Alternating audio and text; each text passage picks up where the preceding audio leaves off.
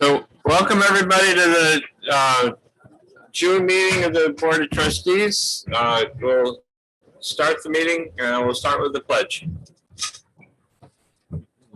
Pledge allegiance to the flag of the United States of America and to the republic for which it stands, one nation, under God, indivisible, with liberty and justice for all.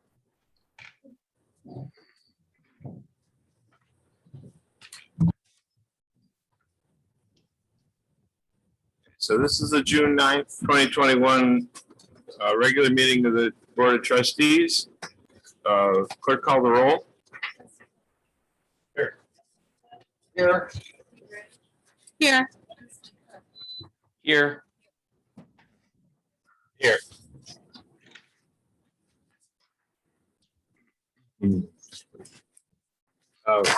Item number 3 is I have a patron of the Village of Scotia to introduce to you. John, can you come up?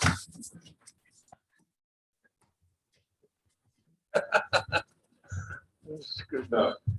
How are you doing? Great. John has a proclamation that says, whereas John Jones has been a resident of the Village of Scotia for more than 50 years, whereas John Jones has been the self-appointed traffic monitor for Lincoln School area for many years. Yeah, I remember. And whereas John Jones successfully parlayed his vigilance into a position on the Village Traffic Safety Committee, and has served the village and the Traffic Safety Committee with intelligence and insight for more than 10 years. Now be it resolved, John Jones, for his exemplary dedication and service to his community, hereby declare that John Jones to be a patron of the Village of Scotia. David. June 9th. Thank you.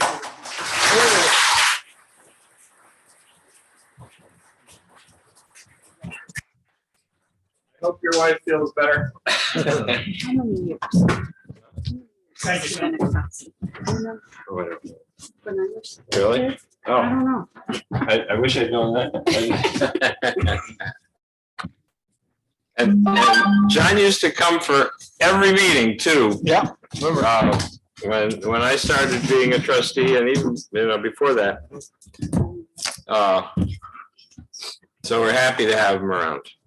And Heather's just telling me he was a crossing guard. I wish I'd put that on the on the proclamation. Anyway, privilege of the floor. I have 3 people signed up. So if Oliver Talbot would like to come up to the podium, I don't know if you can pull that microphone down and speak into it. You can just take it off its stand if you want to. That'll be fine. There you go. Perfect. So first tell us who you are and where you live, and then speak your piece.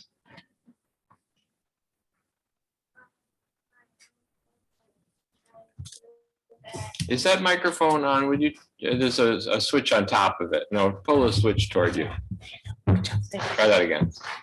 Hi, my name is Oliver Talbot. I live at 105 7th Street in Scotia. I would like you to change the village law to allow skateboarding on the streets and sidewalks. I have collected signatures of supporters in the community for you.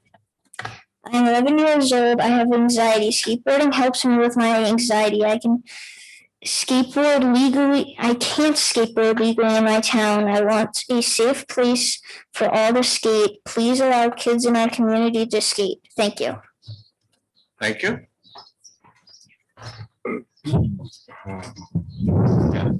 So bring petitions.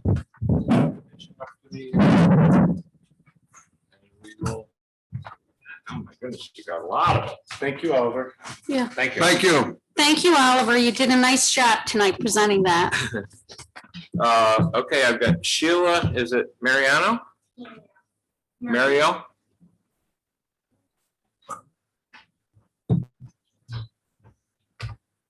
I'm Sheila Marino, and I live at 108 3rd Street, Scotia, New York. And I would like to amend the village code to allow skateboarding in Scotia and to put a skate park in Scotia. According to the village law, no person shall ride, slide, or coast with any device commonly called a skateboard in or upon any street, sidewalk, or highway within the village of Scotia.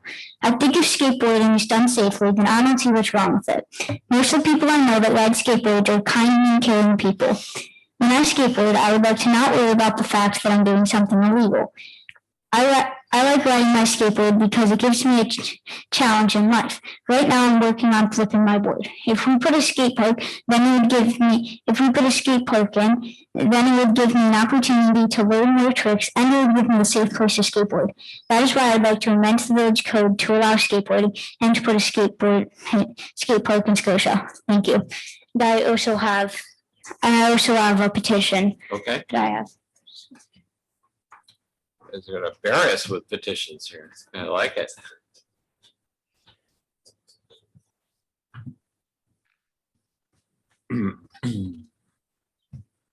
Thank you. Thank you very much. Thank you. Okay, now we got Mary. Sorry.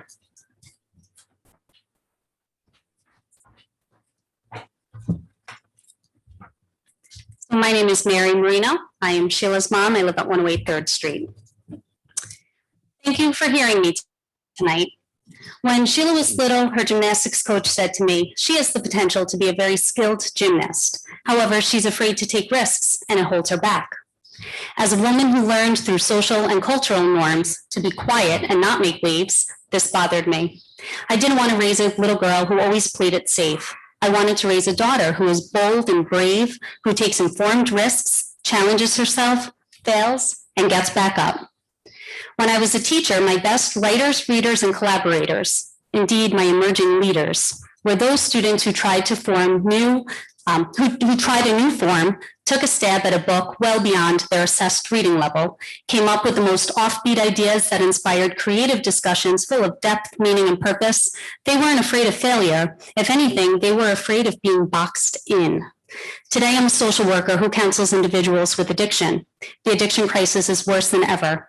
Although with so many variables that contribute to addiction, the experience of loneliness, isolation, and shame are universal among my clients. When Sheila told me about the village code and asked if she could work with Ollie to petition change, I looked at this through my lenses of mom, teacher, and social worker. No matter which lens I looked through, the conclusion was the same. Yes, skateboarding should be welcomed in the village, just like fishing in Collins Lake and bike riding. I see skateboarding, when done safely, as a healthy, growth-promoting activity. Skateboarding around the village, whether with friends or alone, is an opportunity for our youth to practice being creative, take risks with new tricks, fail again, and learn. It can build resilience, self-efficacy, and relationships. It can give them something to do on a sunny afternoon instead of sitting in front of a screen, or worse, trying a drug or a drink that might on the surface make the afternoon more exciting, but which will inevitably kill their spirit. Perhaps most meaningful of all, amending the code or building a skate park sends the message that we see and value our youth. We believe they are good, decent human beings who contribute to this wonderful home of ours. They're not punks trying to ruin the village. On any given Saturday afternoon on 3rd Street, I'm likely to see the following, and I'm using pseudonyms here. Mark throwing a baseball in the yard with his boys while Liz gardens. 3-year-old April bouncing on her trampoline, Jerry watching his souped-up remote-control car fly down the road, Joan, my elderly neighbor, admiring her tree and reading the news on her porch, Jeremy tinkering under the hood of his truck or working with his wife Katie to power wash their boat. I might see Anna walking her dog, her teenage son Andrew riding his skateboard down the street, presumably to spend time in the afternoon with his friends. Of course, there's always my husband, Mike, likely to be practicing his golf swing or stringing his fishing pole. And my children, Sheila and James. James on his bike, Sheila on her skateboard, helmets on and enjoying the day. This is what I think of when I think of home. I can't imagine how scared and confused Sheila or James would be if they were riding skateboards and told by someone in authority that they were doing something wrong. This hasn't happened, thank goodness. Nonetheless, if the village code continues to prohibit skateboarding, the message is implicit. Skateboarding is bad, skateboarders are troublemakers. Amending the village code is the first step away from this way of thinking. Building a skate park is even better. Let's encourage our children to exercise, try new things, take risks, cultivate resilience, self-esteem, friendship, and shared community over a hobby they love. And let's send the message that Scotia Village is a place where we value the diverse and beautiful mix of our children.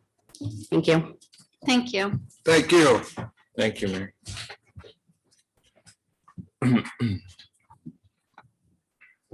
I gotta tell you guys that I'm not about to skateboard. I grew up on a farm and never had the opportunity to learn when I was your size, and not about to try it now, but I do bicycle on the sidewalks on occasion and feel the same way. So our normal operation is to give people who've come for one purpose to a chance to escape before the boring part of the meeting gets here. But the next item of business may be of some interest to you if you want to stick around. We are. I'm going to skip ahead one, but we've proposed a local law to prohibit smoking in the park, and I thought you guys might have some input into that if you're interested. So. Would anybody like to propose or actually, no, we have to do so we do a public hearing, another public hearing unrelated to the privilege of the floor. And a quick definition of a public hearing is the opportunity for the public to be heard formally by the village of Scotia or the municipality that you're having a public hearing for. And that way, all of your words are documented with your name and your address, and they go on formal record for the village in the long run. That's what a public hearing is. It's the formal opportunity for your voices to be heard and recorded towards whatever that topic is. And in this instance, it's a local law prohibiting smoking within a public park, which strangely enough, the only public park in the village of Scotia currently is the dog park, where it's illegal to smoke.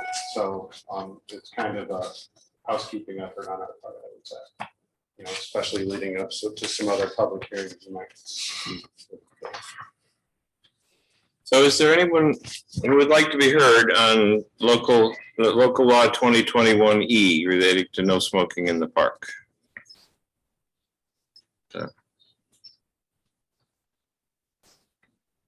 How about online? Okay. Is there anyone online? Anybody online who want? Yeah. Oh, Teresa, hi.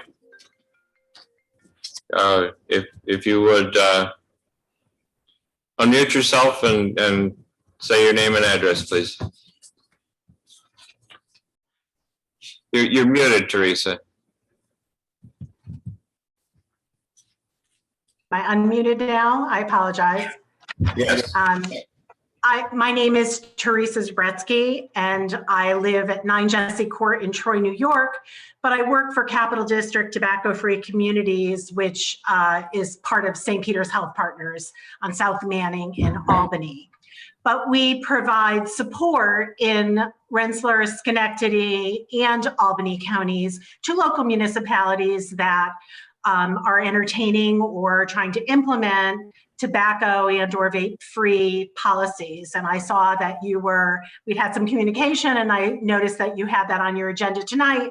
So I really just wanted to stop by to introduce myself and to let the community members who are there, as well as the other village board members, know what kind of support we can provide if in fact you do pass this policy tonight or whenever you're going to vote on it.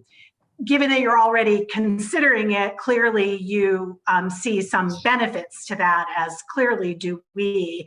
I mean, not only does it allow park users to breathe clean air when they're engaging in park-related activities, but it also protects the environment. It reduces litter, and not just cigarette butts, which are the most littered tobacco item, but also e-cig litter, all of which is considered hazardous waste, but which ends up on playgrounds and in sports fields way more often than it should. It's also very popular. 2/3 of Capital Region residents want their parks and beaches and outdoor shared spaces to be tobacco-free. So we provide support to municipalities who are considering that. One of the things that we can do, if you're interested, is provide support in communicating the policy, if in fact it goes into effect, including providing sturdy outdoor signage for your parks that's customizable to reflect what your needs and your local policy reflect. If and when you ever consider making other village property tobacco-free, we offer the same kind of support in terms of policy language, experience from what other municipalities have done, and signage and communication support as well. So I just wanted you to know that it's a way that we can support municipalities with funding from the New York State Department of Health to allow you to make this public health change in a way that doesn't tap limited funding, that we can pay the cost of that. So I just wanted to stop by and make sure everybody knew that. And certainly if there are any questions in their experience with this kind of policy, I would certainly be happy and available to address any of those. Thanks, Tom. Thank you. Thank you, Teresa. So Jim, did you get her name at least? So when you start needing things in the park, you can call Teresa. Yeah, I definitely will need signs, so that Okay. would be very helpful. Wonderful. Could we just get her telephone number and email in case we, as a board, anybody wants to reach out to her individually? Do we have it? I do have it because we communicated on the law itself. So. But go ahead. Tom has it, but I can also send that out in an email to whomever you would like. Great, thank you. Sure. Thank you. Just send me an email and I'll transfer it around. We've already communicated, so I'm sure you've got that. Will do. Thanks. Okay. Thanks for Thank you. coming. Thank you. Yes, if My I pleasure. can say, Everybody, if I can say thank yes. you from, if I can say thank you from the virtual world, Teresa, for coming here and sharing this information. I've been an admirer of your work and your organization's work for many years, and I appreciate you coming here to educate the board as well as the public. Well, thank you so much. My pleasure. Okay. Is there anybody else who would like to be heard at privilege of the floor? Or I mean, for the public hearing? Hearing none, I'll close the public hearing and I'll entertain a motion to approve local law 2021E. I would like to make the motion 2021E relating to no smoking in the park. I I'll will- second. Oh, Okay. I'll let quick you call have roll. that one, Heather. She beat you fair and square. Trustee Solifer, Yes. trustee Rizzo. Yes. Trustee Gray, Yes. trustee Cook, A resounding yes. Gifford. Yes. Okay, so that is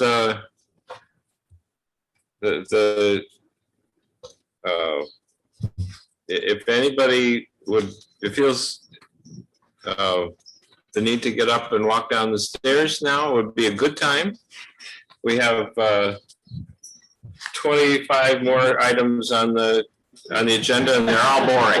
Before you go though, I want to say thank you very much to all the parents and the children who got together and are really doing a great job of setting an example of the way things can be and can get done and participating in your community, because it's one of the things that's most important for you to be involved, to volunteer, to do what you did, talk to your neighbors, bring your ideas to us at the privilege of the floor. Every month we have a privilege of the floor, so you can talk to the village about anything that is on your mind, whether it's going on or not, but it's an opportunity for you to be heard and be involved in your community and be good neighbors. So thank you very much for coordinating your efforts, and keep it up as you become young.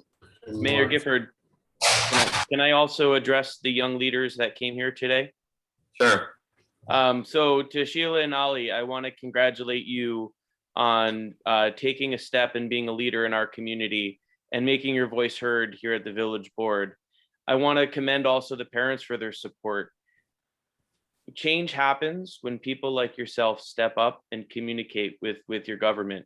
We are listening, and I am so proud of each and every one of you. I'm also proud of all the young people that signed your petition. I saw you working hard out in front of Lincoln Elementary School.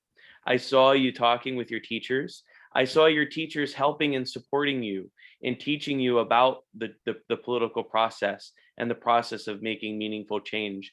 And I think I see Mr. Genetti in the back corner, but I'm not entirely sure. But I want to thank you for actually taking this opportunity and integrating it into our school curriculum. This is the best civics lesson these young people can have. So thank you again, and I look forward to supporting you on moving this agenda item forward. Thanks, Justin. And we're all going to look at the petition. So thanks, kids. Thank you again for all coming. Thank you, Appreciate your hard work. And you can stay if you want. It's very. Thank you. Thank you.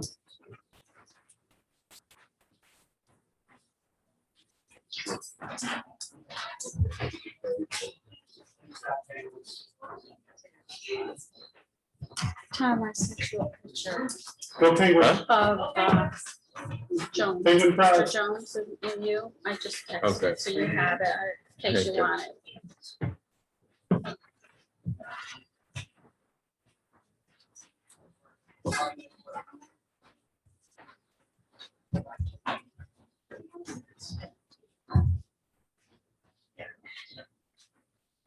All right, so since we're already out of order a little bit, I want to skip ahead to number 15 and give the people from Shenandoah Rowing a chance to speak to us. So you don't have to sit through the rest of the boring part.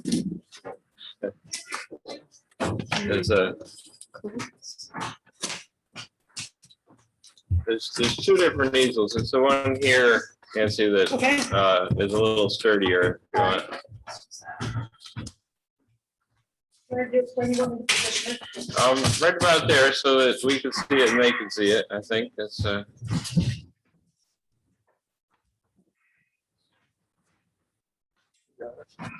push back on that lever on the top. Yeah. There you go. That's it.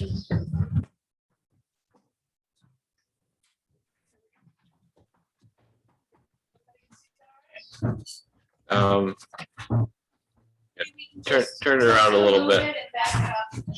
Oh, there There you very go. good. Beautiful. Thank you. Okay, so I guess the process, I stand here and tell you who I am and introduce myself from Shen Rowing. My name is Nancy Paulson. I've been a parent with Shen Rowing for a really long time. And we're finally getting ready to do our first real regatta. My boss, Dave Bender, is program director. He came with me. So I've turned in the permit, and this is the diagram of what we are hoping to use the land for. I understand there were some questions about some of the things on the permit, on the these kind of things, so that's kind of one of the things we bring to attention. I apologize, but I can't hear her. Oh, yeah, just grab that. See, you don't have a lot of leeway there, but. All right, is that any better? Yeah, way I better. can hear you perfectly now. Thank you. Okay, so we have a launch dock, where all the traffic will be, all the trailers will pull in, load the trailers. The plan is to put the trailers perpendicular to the river, so we can fit more in there and have everybody have more space available. And then they'll unload their boats, get them rigged, go launch the launch dock, row downriver to the start at Freeman's Bridge, race, come back and turn around into the inlet here that would lead up to Freeman's Park, and then turn around and get back onto the recovery dock, take the boats out of the water. The idea originally, we were thinking of to put the master's shells, and I understand it's a different person's property. That is something we can move around pretty easily. The idea is to keep fewer vehicles from running in and around during the masters events. They usually come in with small boats on their cars, so singles or doubles. So they, rather than having them have to carry it all the way down from, say, Freedom Park or along the road, we thought we would, at some place right near the entrance, give them a place to unload their boat, go park, walk back, and then pick up their boat and carry it to the launch dock. EMS would be on site because that's where most likely of anybody having an issue on the water would be right near the finish line. Then we would, now I understand that there's a question as to the ownership of the area where I listed for the portable toilets and washing stations, as well as the small tent spots. Those are also portable items that can be moved and rearranged based on what the requirements are. Then the last thing on there is that we would have our timing tent, race officials, race activity management over there near the Union Train Bridge. We're planning, the event we're planning for most currently is for July 31st. It's a Saturday, and that would be a sprint race, a short race, 1,500 meters for the high school and college age kids. A masters row, 1,000-meter race, and then so do most middle school kids. And then we're putting in a small 350-meter course for little kids, or not little kids, middle school kids who are just learning how to row. So they won't have the pressure of a full race, but they'll have a chance to get in and on your mark, get set, go down the course and get a chance to try rowing. What time would this event kick off? Because it's summertime, we're planning to have our first race go off at 7 a.m. So we would be starting to set up at 5 o'clock in the morning. Good, I'll be up. Depending on how well it's attended, this is an inaugural event, so I don't yet know how many we're going to get. We obviously would like to have a good turnout, but we need to get started someplace. And so I can't say how many people will come yet and how long it will last, but we're aiming for it to be finished with racing about 5 o'clock in the evening. But you said your expectation is that spectators, if there are any, would want to be across the river? Yes, we'd like to have, because it's a crowded enough space that to have spectators and parents running around, and it's also not very good viewing right down in here. It's better over at Riverside Park, but parents would be dropping kids off to go meet their coaches in their trailers and do their racing. Possible of having a few vendors, maybe a t-shirt salesperson. We were looking at perhaps if we would be able to use get a permit to use Freedom Park as a place for vendors, similar to the way Mohawk does it when or Burnt Hills when they do the Mohawk Fall Classic. That's a whole separate Sure. application. Sure, understood. Yeah. Yes, sir. So basically, if I understand right, Nancy's asking to use land that we own that we're not using for anything right now, and to have this nice thing on the river. Yeah.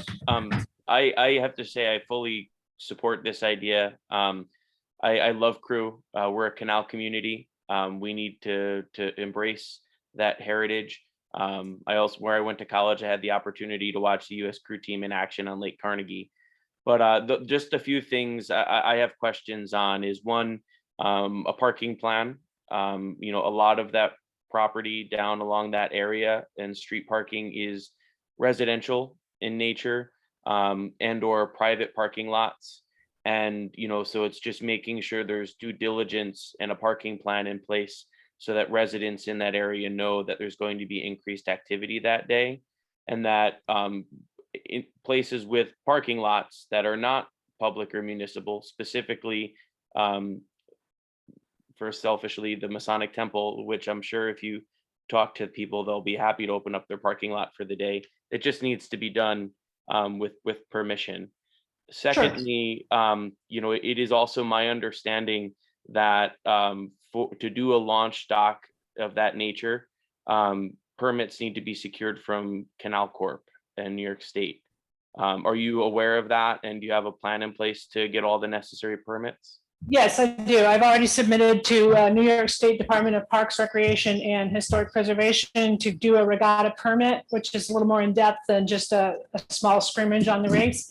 That's already been signed off with a letter of non-objection from the Marine Patrol Unit, Sergeant Kirker, and is in the hands of Parks and Recs and also the Canal Corp. I've been in conversation with them over the last few weeks discussing what all the things that we need to do to make this work. Yeah. So we are on board with the permitting. I spoke, since I talked with Mayor Gifford this morning, the question about some of the permitting. I've reached back out to Canal Corp and asked them for clarification as to whether putting docks in requires a permit or a separate permit, or just the regatta permit that we've already put in place, put into progress. Thank you. I was in one of the regattas, but we were in a canoe regatta, and we went from the Scotia part all the way to the Rexford Bridge. Wow. And it must have been, I bet you, 200-300 of us in canoes. I tell you, it was for the first time. Well, I was sore, but we had a good time. It was really good.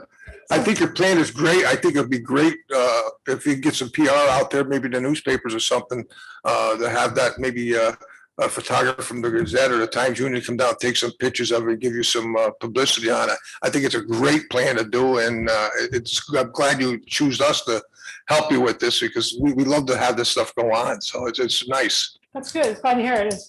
What land does not get created, so we need to find and use the best we can, and it can bring business on into town. Yeah, I just want to see if I can share my screen, just a second or third, what has been said, thank you for thinking of us. We welcome these things to bring people to the village. We really think the village is a pretty special place, and it deserves to have some people in it.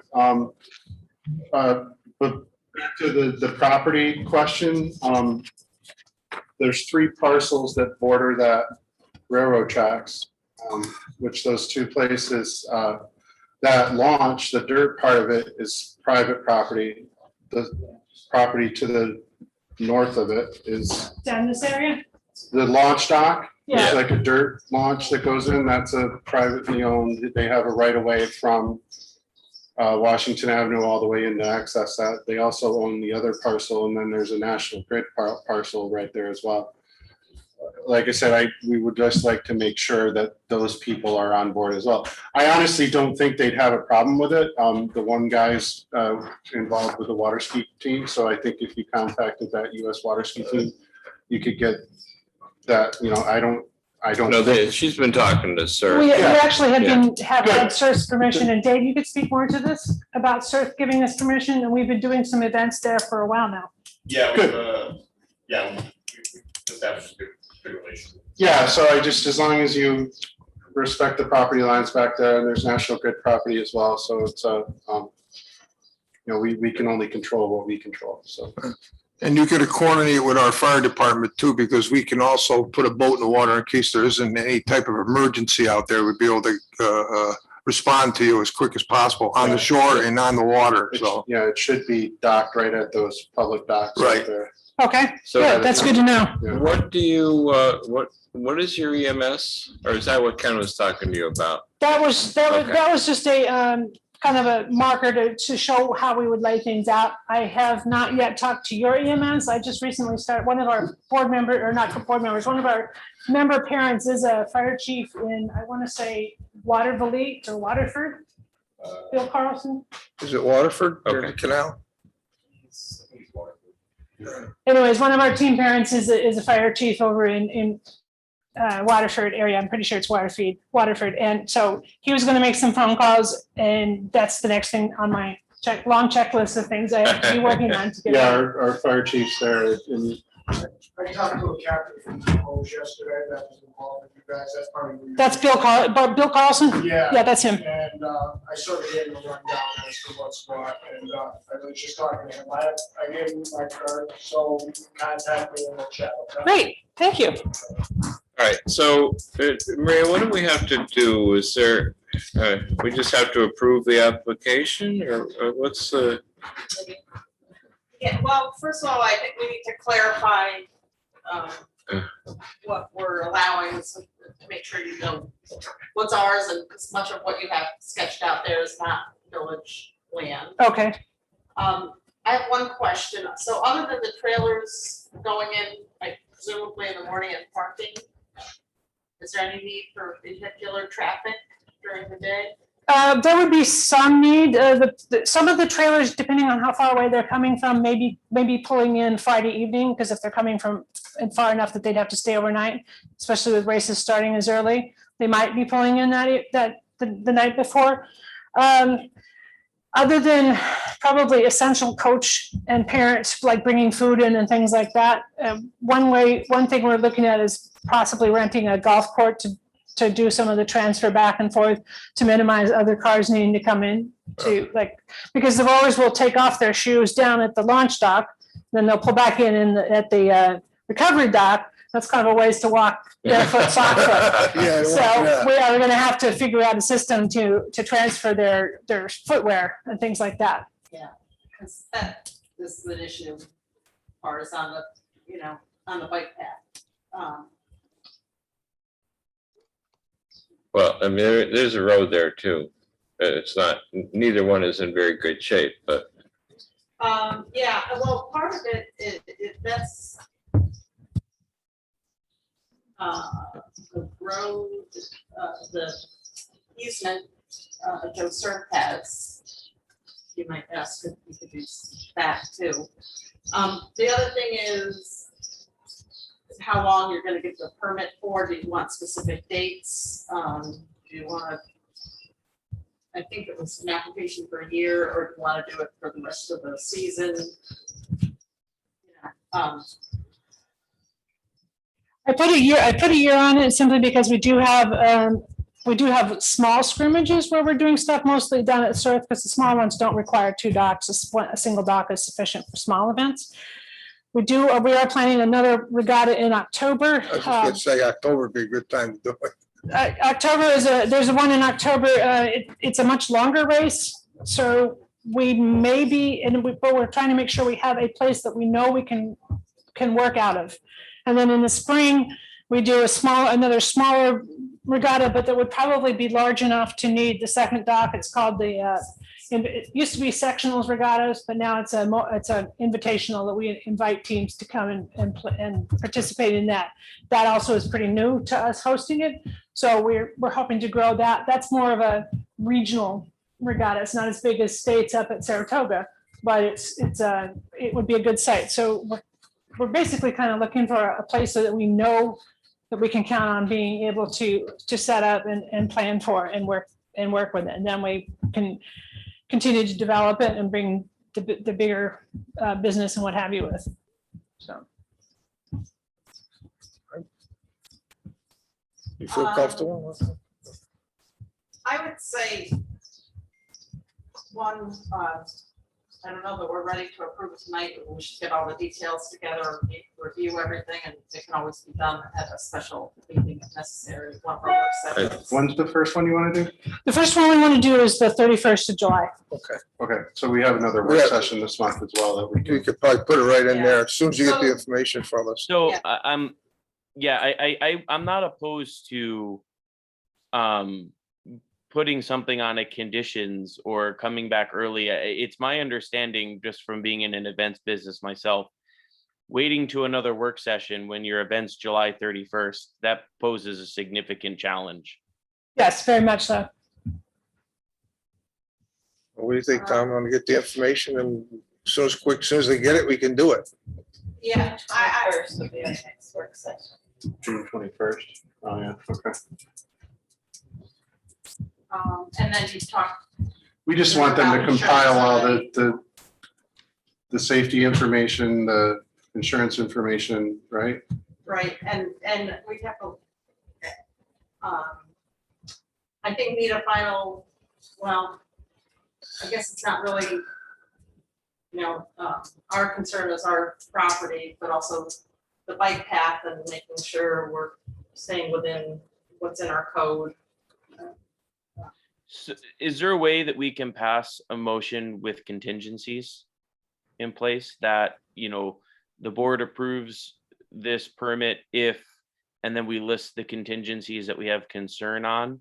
And therefore it would allow this Shen Rowing the ability to have certainty that they have a space, but there is a space that needs to be met with conditions, and it has a deadline by which those conditions need to be met. I just don't want to keep them waiting. If, for example, if they go ahead and tomorrow fulfill all these contingencies and they have to wait 3 weeks or 2 weeks until we meet again, I just feel like that creates an undue burden. I think if they get the information, the quicker they get it to us, we can have a special meeting or even do it online and then approve it and get you going as quick as we can. Are you comfortable with That would be great. contingencies like that, Lydia? I, you know, I prefer you call a quick special meeting. Yeah, we could do that. The quicker she gets the information to us, we can act on it and then you can be on your way. Understood. I'm anxious to see this thing go too, so I think it was a wonderful presentation. I like it. Thank you. Thank you for sharing, coming in and giving Scotia the it's a wonderful idea. I think it benefits the community as well as the rower. So I'm not a rower, not gonna be a rower, but it's just a wonderful opportunity. So I hope that we can get it together. So The let's, only thing I wanted to also mention is maybe put the property owners on notice. I don't know, you mentioned down below possibly selling the t-shirts, but whoever can be placed on notice right away. It's July 31st, I think you Yes. said. Get So it, that would just be my 2 cents with regards to the more people that are involved and have any voice, whether it be 2 or 4, would probably benefit from that information as well. Sure, we can do that. and also contact, maybe Channel 6 would be more than happy to come down there and then do some pictures on that. And I said newspapers would definitely, so you got enough time to do it. So sooner you get it into them, the better off you are. Right, so you're saying this would be to just let them know that we're planning to have this, or would this be for them to come and cover the event, or both? Cover the event. Okay, so Lydia, let's get a list of what we're looking for. And we thank you for choosing us. It's really great. We do have a beautiful docking and everything back there, so it's really good. it seemed like it really is gonna fit. It's the quiet needs. in that channel. And it gives us room to, it'll give us room to grow and without having to try and find places to scatter people all up the river, because it makes the logistics of running an event like this a lot more complicated if you don't have everybody pretty much in the same place. Nancy, I'm sorry. I'm Andrew. I sent an email with some of the questions. Okay. I assume the docs would just be going for the event. Yes, the ones that we have at Surf property, they have let us use them and leave them in place for basically our rowing season so far. But the docks that would be at the Village Boat Launch would be there for that event only, and we pull them up, and then if we're able to use this again in October for the October event, then they would go back on for that event only. All the other events, except for the one in the spring that I mentioned, the small scrimmages, the middle school championships that we have been hosting so far, those are small events, don't need to have 2 docks in 2 separate locations. It's great. And would you be looking to store that dock or?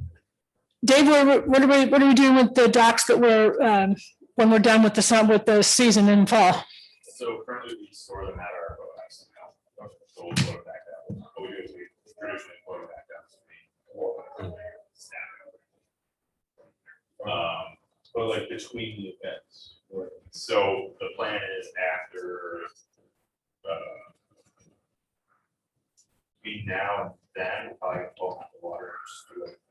That needs to be done, probably on the surface site, just to do. And then put it back in. So we use a system called Connect Dock, and they're super easy. We built 250 foot dock in 6 hours, like some people. So, That's awesome. Much easier than the old wooden dock systems. Yeah. Yeah, we're on your side. We just want to make sure that we have everything. covered. Definitely. Sure, so what's the process then for getting the information I need to provide to you? Why don't you give them a list, Tom, and then let them, Well, email you the next day or two. Sure, that works. So should we plan to meet next week? do it this week if you can, get it done. Friday?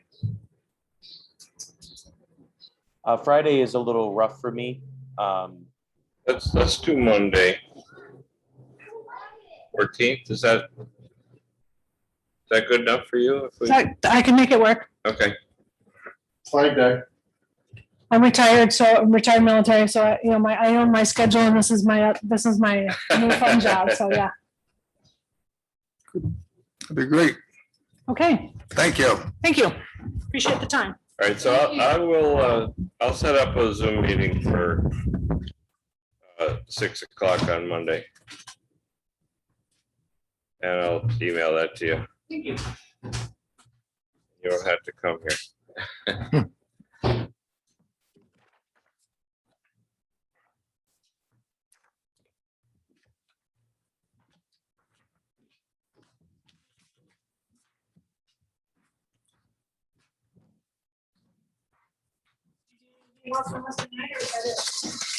I think you can go, do we need to get anything from them for? I mean, not tonight, we may email you questions. Sure. Yeah. Maren has my email, and I think you should. Thank you. Thank you. It's on there, right? They know that? Feel free to escape.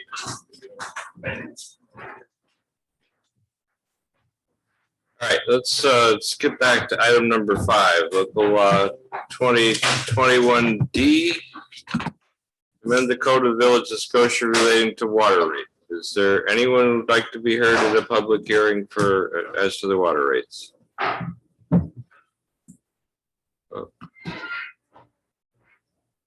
Oh. Anybody online? Well, you happy? I don't know. I don't know who the iPhone that just came on. We're just starting a public hearing about water rents. Is there anyone who would like to be heard? Online? Unmute yourself, wave your hand, something like that. Hearing, seeing none, we'll close the public hearing. There's somebody who'd like to move local law 2021D. I would like to move local law 2021D to amend the village code and the water rates regarding water rates. For color, oh, second, I'll second. Maria? Trustee Solichak? Yes. Trustee Rizzo? Yes. Trustee Gray? Yes. Trustee Coe? Yes. Yes.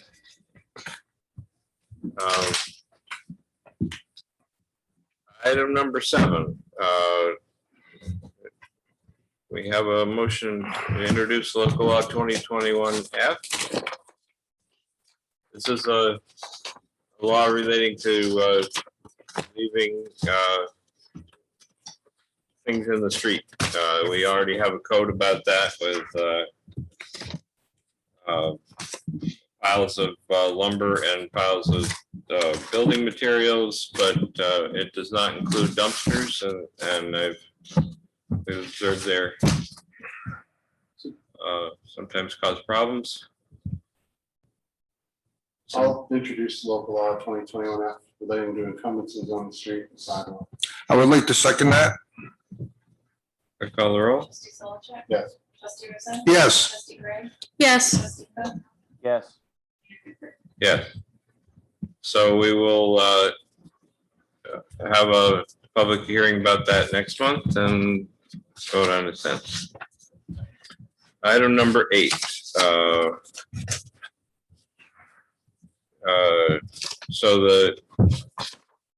This is a resolution to approve a memorandum of understanding with the PBA. Chief, would you like to speak on that? Sure. Before we go into it? So I apologize for Go to the microphone, okay. apologize for the late emails before the meeting, but I Is just that got, turned on? See if the mic. can you hear me? Yeah. Okay. Apologize for the late response. I just got it back from the attorney. So the PBA met last night. They discussed the 12 hours and made it permanent. I sent you the model forecast for the budget for the next 5 years.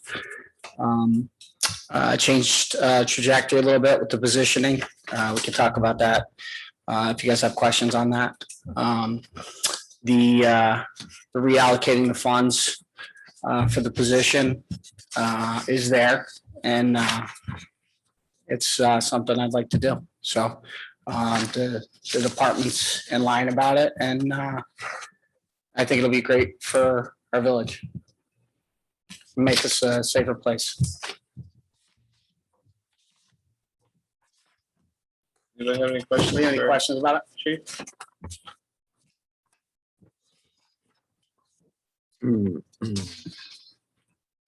Chief, can you just explain the shifting around and staffing just a little bit more? Sure. As far as the new position, Yes. so initially, obviously, I proposed the full-time detective position. After some consideration and some discussions with the PBA, I came to a resolution that I feel like making a community service police officer for the department would be better, more in line with our current mission, vision, and values. Also aligns with the police reform committee recommendations. And currently with the part-time setup that we have, I had discussed with some of the detectives that we're currently working at. They had said it was working really well. So I didn't want to do anything that would negatively impact this. And I feel like the community services, actually that came from the PBA discussing it with me. So that was a good recommendation. I think it's going to be a great fit. We have somebody lined up for the job. The sooner that we act, the better. And it'll be less costly to the village. So What will be the intended role of the community officer? So we're going to develop the assignment, the scheduling and the hours for the position. And it's going to be bid differently. They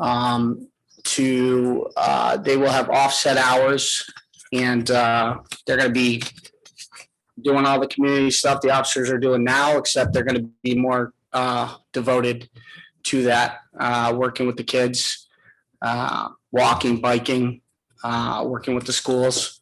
Skateboarding, I was just gonna ask you. Yes, they'll be meeting with the children that were here earlier. It was good to see them get up and So there's speak. gonna be 6 people on 24 hours a day. Three, correct? Three on? 4 squads, 2 squads, a shift. No, but they're only on. No, there's currently 3, there's 4 squads, 3 of them on each squad. You add an additional one, you can kind of overlap the hours so that our staffing goes up and mitigates overtime. Also provides an opportunity for if we have urgency of investigations where somebody would come in rather than get paid, rather than have to come and supplement that staffing. We'll already have the staffing here. I talked with the PBA, and they are going to allow me that flexibility with that position. So Does this impact the task force at all? no. I mean, we still have the task force available to us when needed. The detectives have been using them for information and things like that, working together with them, as well as Glenville. So. And what you presented, the overtime was quite higher, and then we're still ahead of the game with the new officer, correct? Yeah.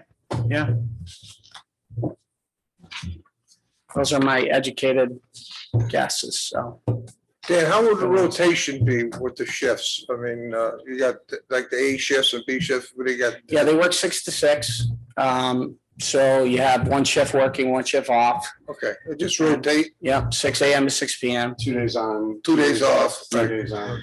The department as a whole loves it. And if there was only one officer that didn't like the hours, and the community police officer position, I think, will be different hours. So that might be an opportunity for that person to have some different hours. So I'd like to put some flex hours in there with the position as well, to give that person the opportunity. Let's say we have something going on in the park and we need officers down there, or we have an event, or they want to do a school presentation or something like that. We can have them flex their hours to be available for that. And not pay overtime. There's a rowing regatta on there on Saturday. Or there's a rowing regatta on Saturday morning. Thank you, Chief. Yes, thank you. I just want to applaud the PBA for coming to the table with a community officer. I think that is an outstanding proposal. Justin, Mr. Cook, I knew you would like that. And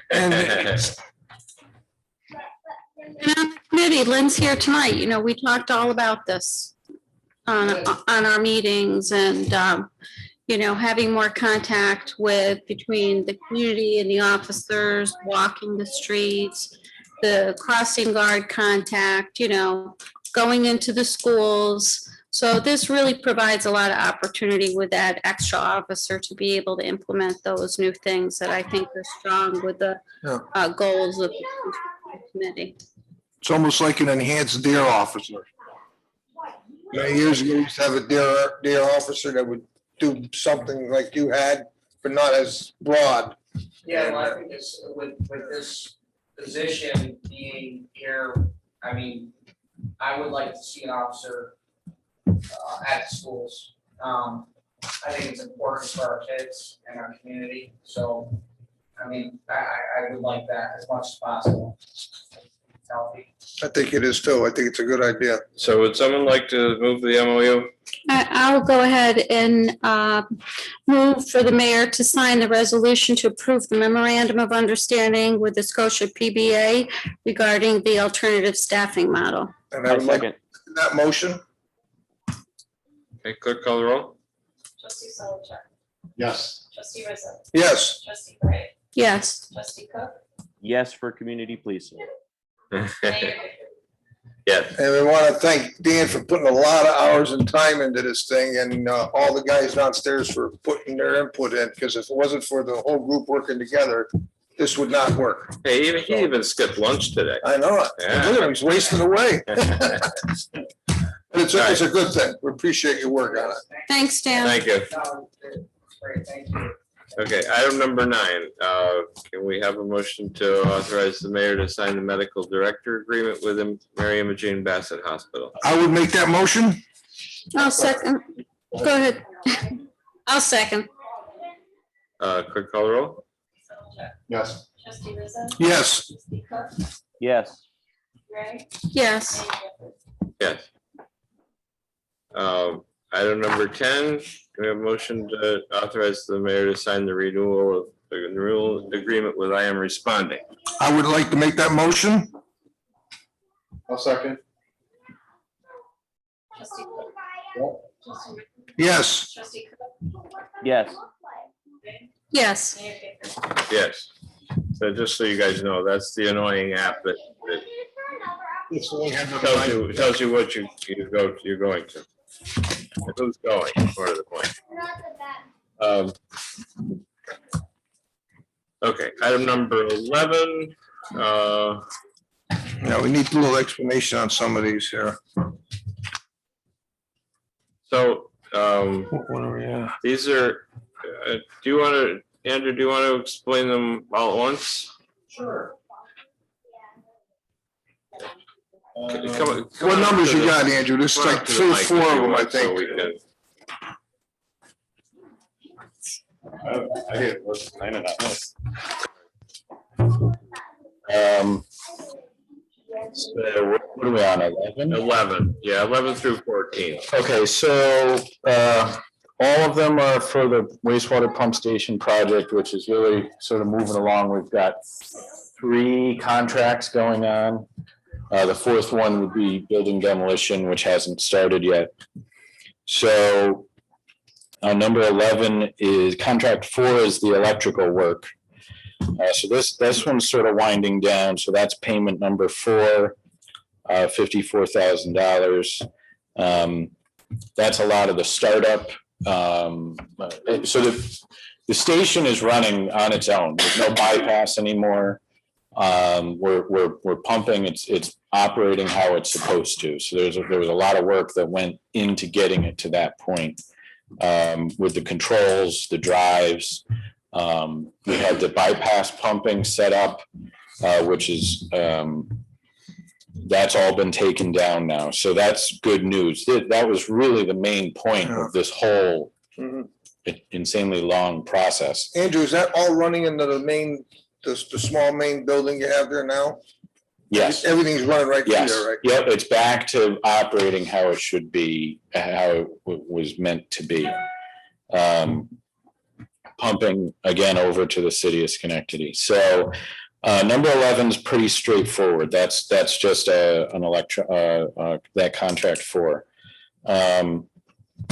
Number 12, CFI is the general contractor. So theirs is really winding down. I think it was in that memo. I think they're at like 93% of the contract. So they had a lot of stuff up front, a lot of site work. They're the ones that installed the new pumps, the new motors, really a lot of different work. So I think the last one we had, Maria, was like 400,000. It was a very large payment. So this, and as you can see, is sort of winding down. They had a lot of time also in the startup. They were responsible for all the bypass pumping too. So they're actually not really on site anymore. They'll be back once everything is done. They have to finish the fence. They have to put up the new gate. It's going to have an automatic electric gate, so it won't be just left open anymore. So that's really going to be sort of their last part. We won't see a final payment from them until probably later in the summer. So that's contract 3, general construction, payment number 9. So number 13 is our first payment to Precision Industrial. So Precision Industrial removed the fuel oil tank. That was sort of the first thing that happened. That contract's done with. Precision then came back and is doing the waste removal, which is contract 1. So they're pumping all the liquid out of the tanks, the old building. That's all being sent to the city through our plant. That's all okayed by the city. They did asbestos abatement in the old administration building. The whole point of the waste removal is to get it to be a clean site. So then when Jackson comes in to demolish it, it's all, there's no special, they can just demolish it. There's no, where's it going to go, wetting it down, all of that, which has worked out pretty well so far. So part of their contract also, I'm kind of dragging on here, I apologize, but it to some people, this is interesting stuff. So we did ask you. Yes, you did. Listen, be careful what you ask for, I think. When the effluent comes into our not the old building, but our current pump station, it goes into the wet well. And a lot of the solids, which are not necessarily human, but wet wipes that don't dissolve, feminine products, syringes, unfortunately, stuff that gets flushed down the toilet goes into the wet well, and it basically kind of settles out. And so during that, we had some time in for the general contractor to do some of that cleaning out of the wet well. The last time that was done was after Irene, when the building flooded. Yeah. There was much more cleaning that had to be done. Especially because we had the opportunity to do it then. So there was an increased cost with that. So Prime built into all the contracts an allowance. In contract one, the allowance was $25,000. The additional wet well cleaning was about 5 days of work, was $29,000. So that basically spent out the allowance, which isn't great because there's always going to be increased costs, especially with something like waste removal. But it's really something that just had to be done. Andrew, does that tank need to be cleaned out periodically, or is it? Yeah, so, well, I mean, it was 10 years. 10 years was probably pushing it time-wise. So there's two factors now, and Joe, you might regret asking this question, but so mixers were installed in the wet well.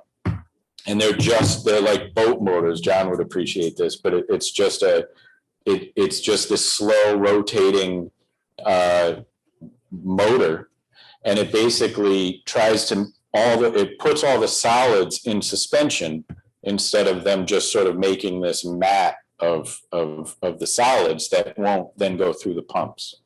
So those are on a timer to kind of keep everything suspended. This is a new thing that we have. And then the other factor is that we installed chopper pumps. So before, the pumps were just regular 75 horsepower pumps. Now they've got a chopping mechanism in them so that when those solids pass through, they get chopped up and don't clog up the pumps. So because of the chopper pumps, Andy Capola, who runs the treatment plant, or runs our station under a contract, they're able to pump down, they call it pumping it down, much more often. If they were pumping down with the old pumps and motors, it would clog the pumps. Now, if he wants to do it weekly, which I think he probably will, he's gotten in that habit at their North Ferry Street station right across the river. So then every week, if they go in and they basically just run all the motors and just pump down all the fluid in the wet well and clear a lot of that stuff out. So the point being, it's never going to be clean. It's an extremely disgusting wet well. They all are. But the point being that it'll be sort of turned over much more often instead of having to go in and say shut the plant down and get someone in with a high lift vacuum truck and clean it out, which is what we had to do this time. So I think we're setting ourselves up for, especially with someone like Andy in charge, to really be able to really maintain it, and so we don't have to do that as often.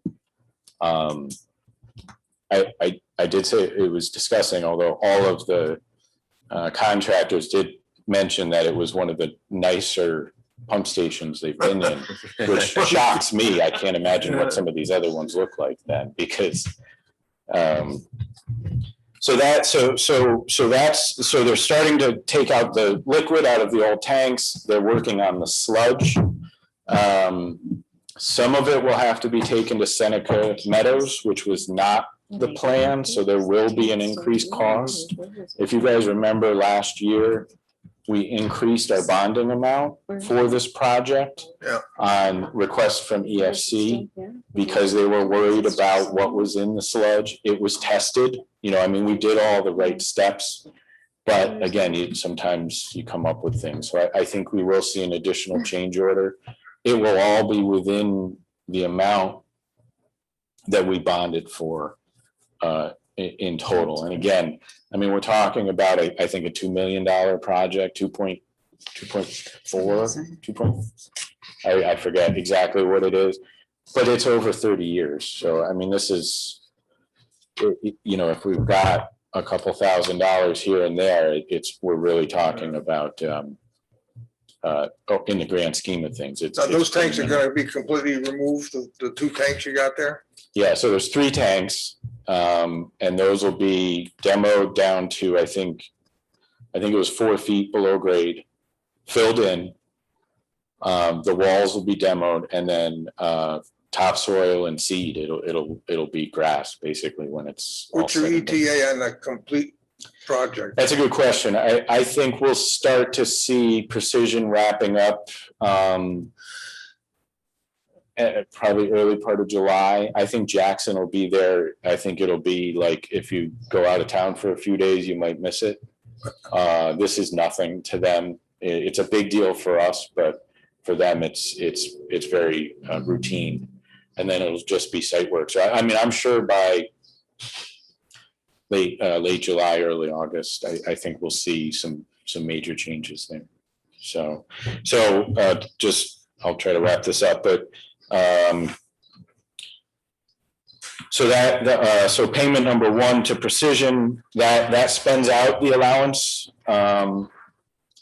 which is good, and then a lot of their work. I forget the amount of that contract. I want to say it was in the $500,000 range. So this is, I don't know, a third of it.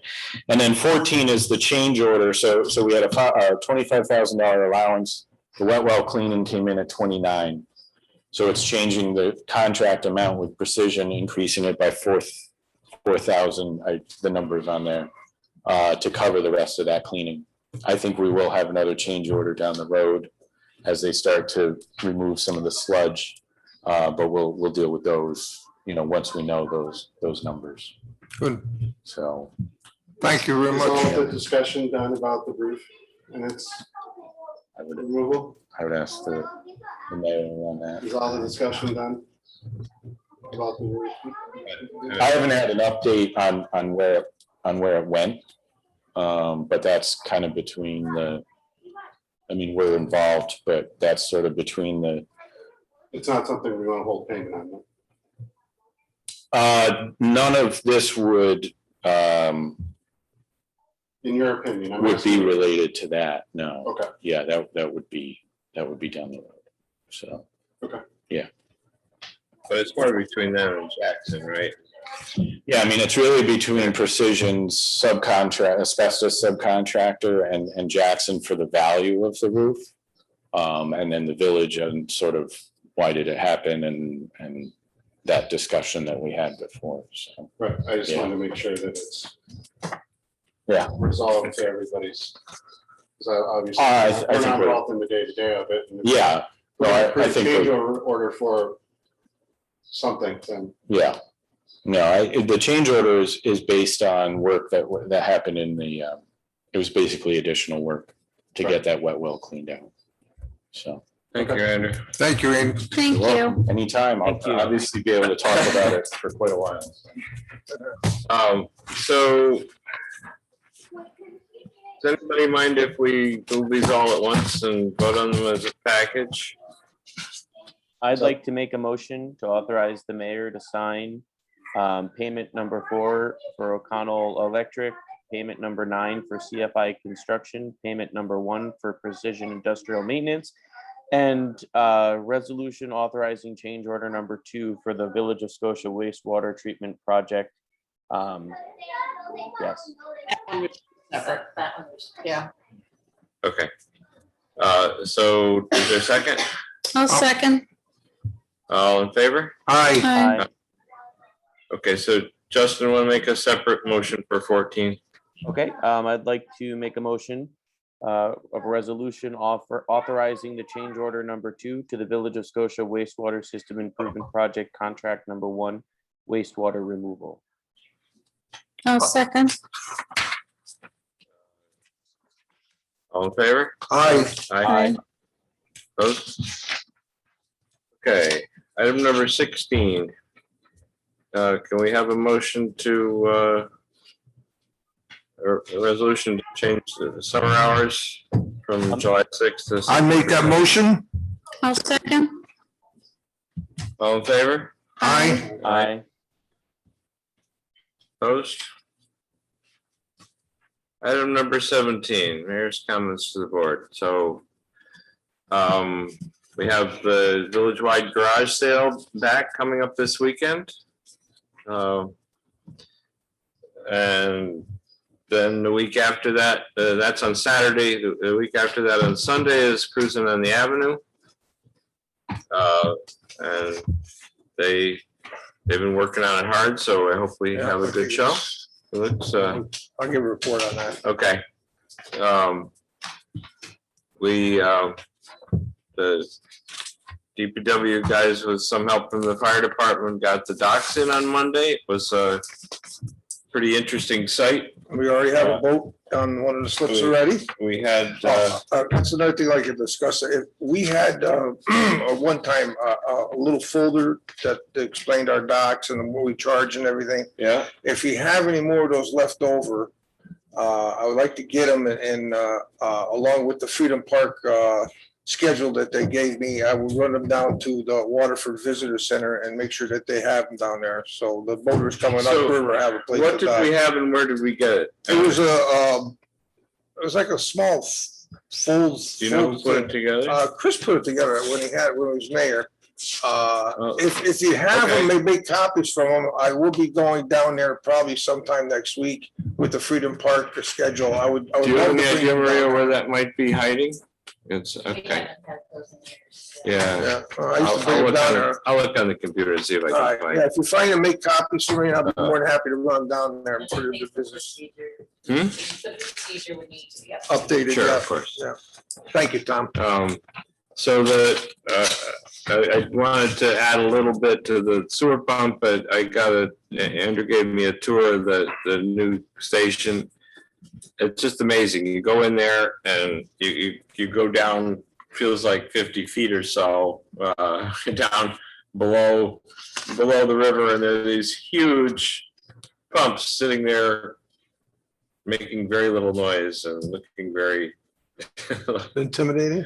And what are they pumping 1 million gallons a day or something like that? It's just like You're killing my report, Mayor. it's pretty impressive. Well, I got to tour it. I gotta tell you guys about that. That's good. All right, so then I'll encroach on Joe's territory a little bit more with the fire department got with a grant from Bud Harvey, a bequest from Bud Harvey. Some new equipment, but the most impressive is the Lucas device, which we learned how to use this month, which is a little thing that comes in a suitcase, and if somebody has a heart attack and their heart stops, you put this over their chest and it goes ka-thumpa, ka-thumpa, ka-thumpa, and it can pretty much get a heartbeat out of a zucchini. So it's very, very impressive new tool.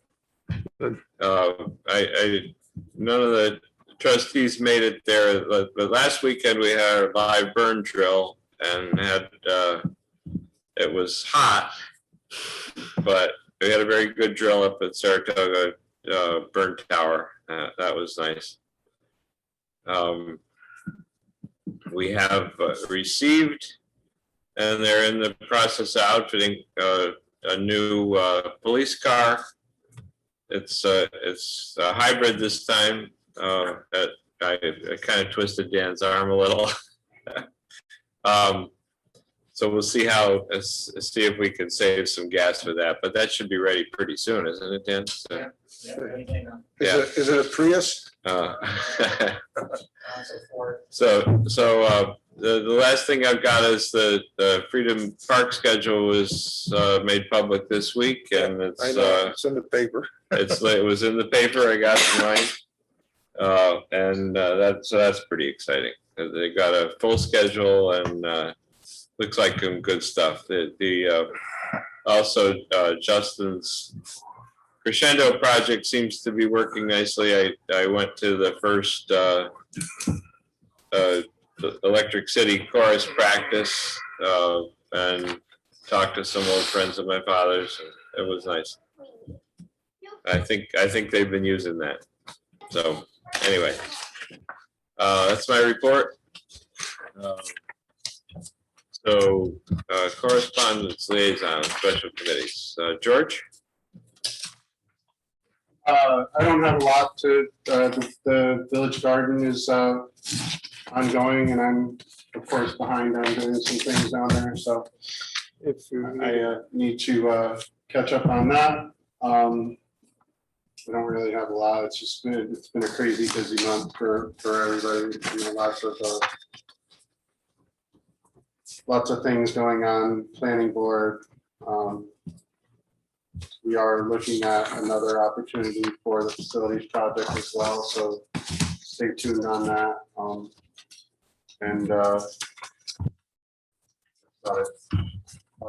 Thank you. Jim, are you still on? Jim Marks? Yeah, I'm here.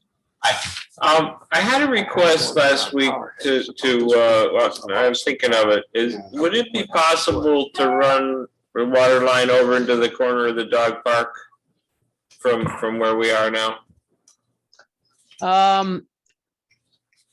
To the corner right behind the shed? Yeah. Oh, they've been having to come out and drag the hose around and then either put it back or not. But I would think if you put a T off of there and run line to their corner, they could just turn the water on. You mean for the dog Yeah, park? we could do that. Yeah. Okay, sorry to take up your time for that, but. The original water line was a donation from the Prairie. Okay. Ambitious Polish man. All right, thanks. Joe? Okay, we'll talk about the car show. We have a total of 44 cars already pre-registered for the car show already. And there's supposed to be more coming. We have 14 village businesses that are donating money for the car show. And we had a nice donation from the village bid, and a lot of surprise donations from a church.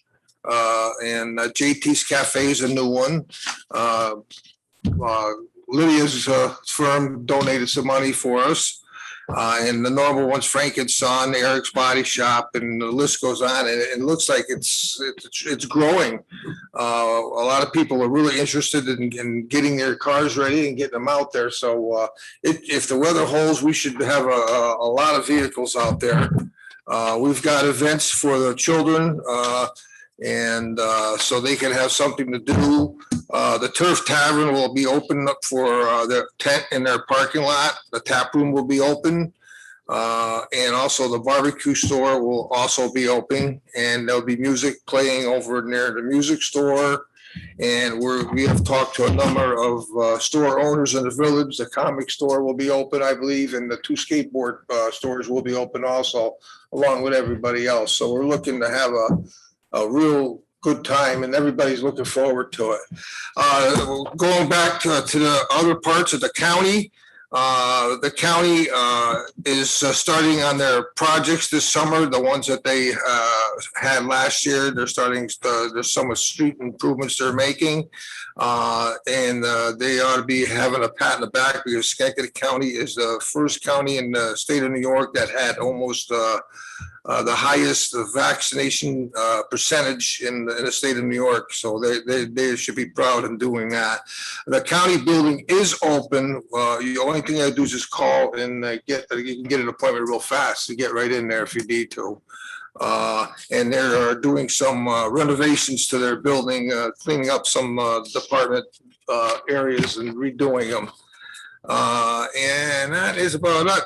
We have talked to Jimmy Marks and on the skateboard thing, on the skateboard park. Well, we have the ring down there, and that grant we got from the county will cover some of the repairs for the rink, and we can open it up for the skateboarders.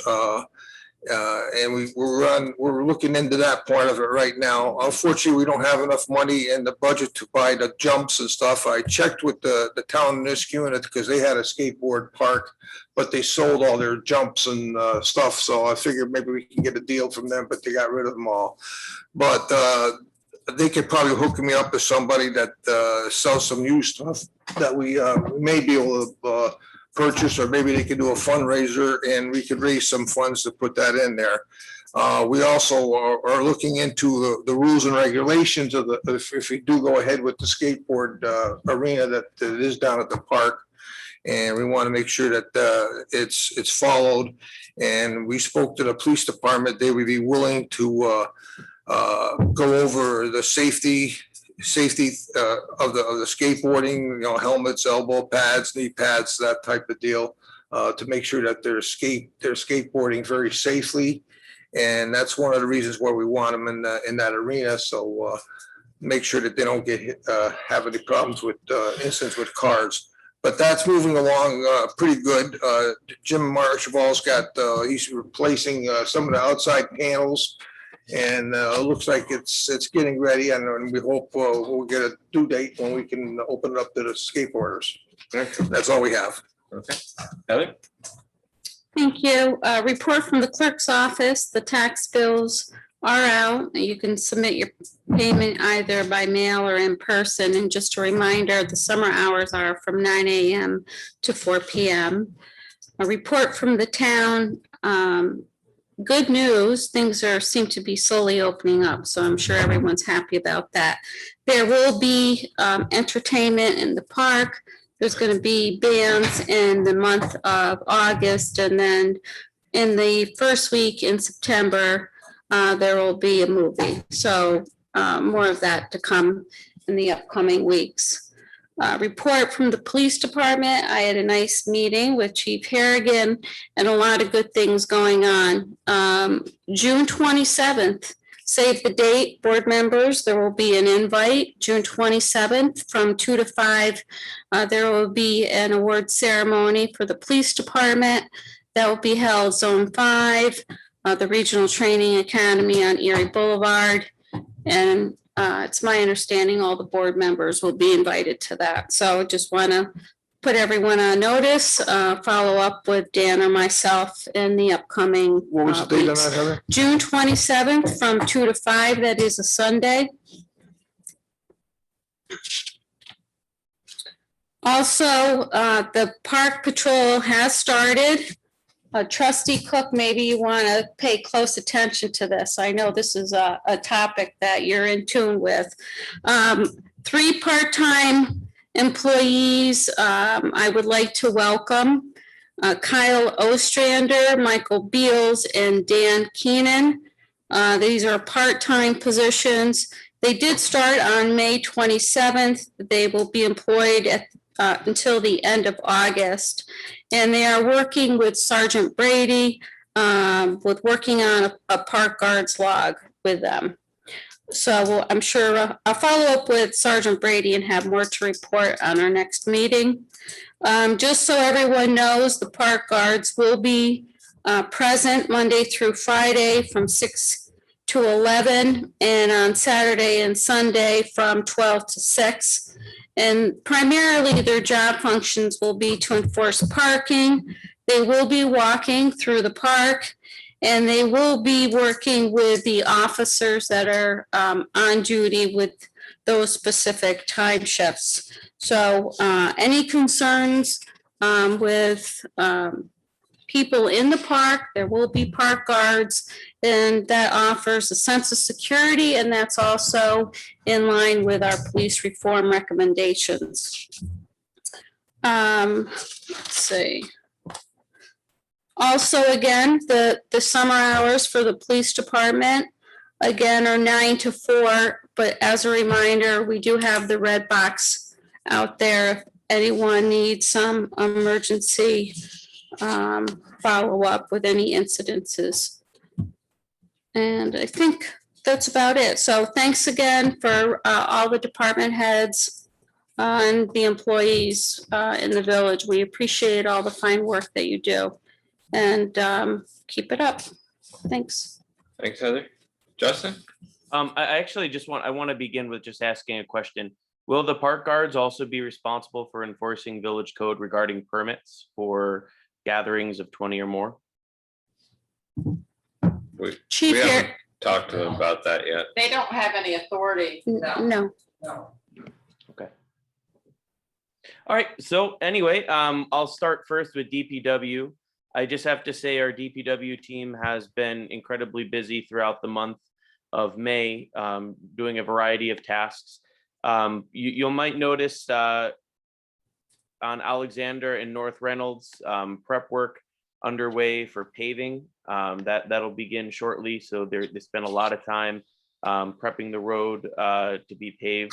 Same thing is going for Bly and Cuthbert. I actually, on my way into school, I dropped my daughter off at school. I noticed several of our DPW crew actually rebuilding and actually adding in a curb cut, an ADA curb cut, which is a requirement for CHIPS funding. So kudos to the team for their excellent job on that. I want to stress the importance of these curb cuts in ADA compliance and keeping our community walkable. And this is something that we have a great team in place to be able to do and to be able to do well. In addition to that, I found interesting that there's continuing to reconstruct and rebuild catch basins, which are part of our stormwater process.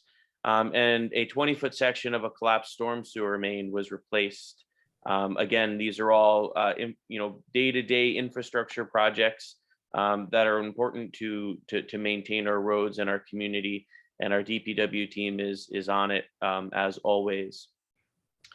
We did have the second monthly meeting for the linkage study, which was attended by myself, our two village residents serving on that committee, and as well as our DPW superintendent. Village residents, will have an opportunity to participate in that through public forums.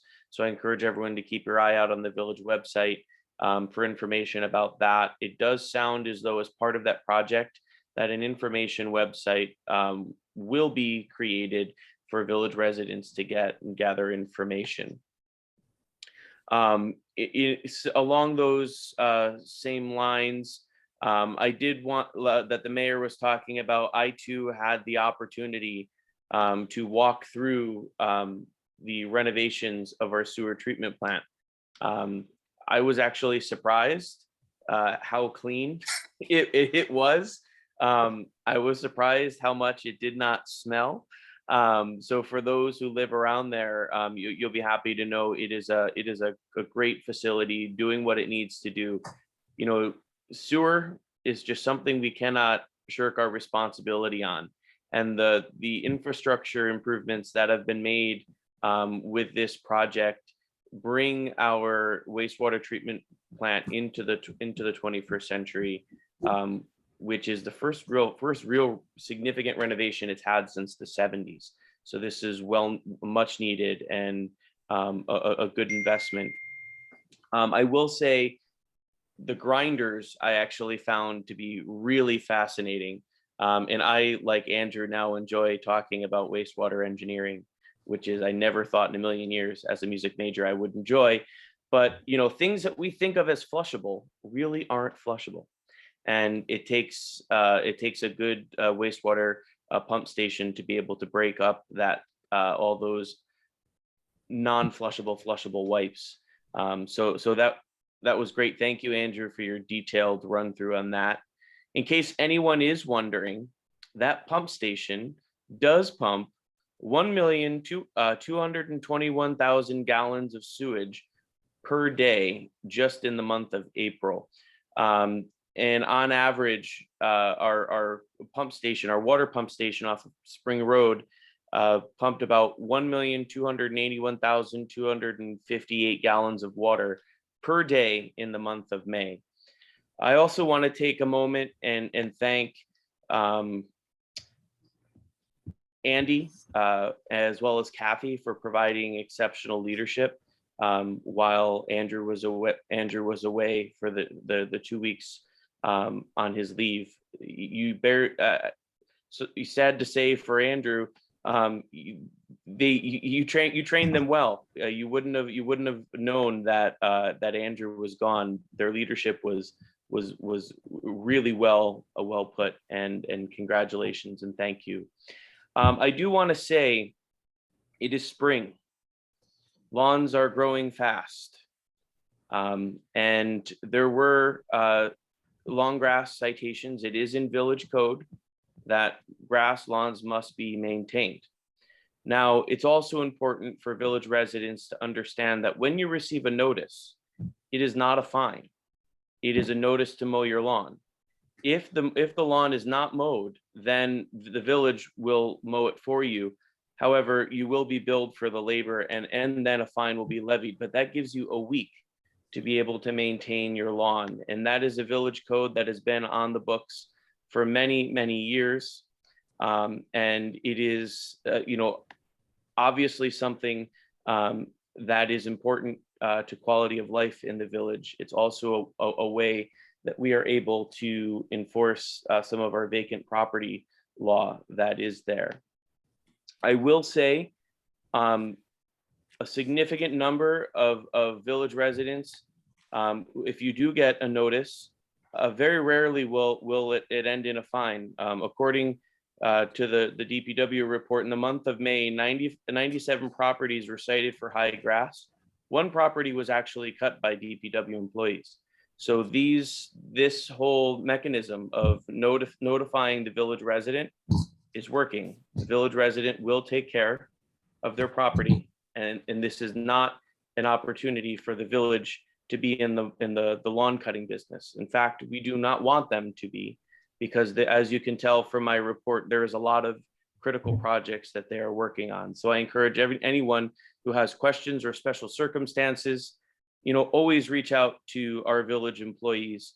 Our DPW employees are kind and compassionate, and they are willing to work to provide special accommodations if something is needed, or if there's an emergency situation that prevents you from being able to mow your lawn within that week. Moving on to the business improvement district, I unfortunately, due to my daughter's school schedule, was unable to attend the meeting of the bid, but I did have a meeting and a conversation with Chris Ketzley at the town of Glenville. The purpose of the meeting was to discuss ways in which the town grant writer and their economic planning team could support our Scotia bid businesses, as well as some of our businesses that may not necessarily reside within the bid district. It was a positive meeting, and the town of Glenville did express their support to our small businesses.